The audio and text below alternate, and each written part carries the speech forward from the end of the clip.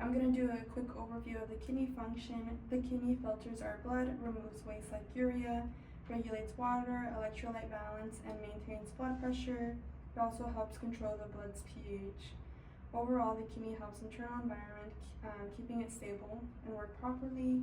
Now we're going to talk about the nephron, which is the kidney's functional unit. The journey begins at the renal corpuscle, which includes the glomerulus and the Bowman's capsule. The glomerulus is a tiny blood capillary, and the Bowman's capsule wraps around it like a cup. Here, the blood pressure forces water, ions, glucose, and amino acids and waste into the Bowman's capsule.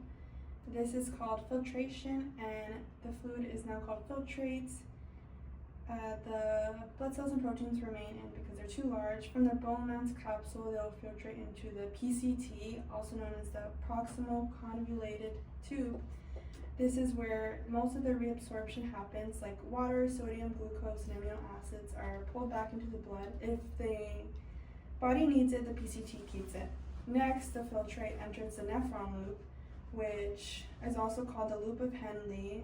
It goes to the descending loop of Henle, where water is reabsorbed, making the filtrate more concentrated, and then they go to the ascending loop of Henle, which is the opposite happening. The salts are pumped out, but water cannot follow, so the filtrate becomes more diluted again. This process helps create conditions that allow us to concentrate urine later, and then the filtrate would move into the distal convoluted tubule, also known as DCT. This is a major site of regulation under the hormonal control. The DCT fine-tunes the electrolyte levels, including like sodium, potassium, depending on what the body is needing. And from here, the filtrate would enter the collecting ducts, which is the final destination point where the body decides whether to keep the water or let it go. The final product at the end of the collecting duct becomes urine. Now let's talk about the hormones. So overall, there's aldosterone, which is holding the sodium in water, making for less urine, and then the ADH holds water, smaller volumes, more concentrated, and then the ANP releases sodium and water and creates for larger urine volume and more diluted.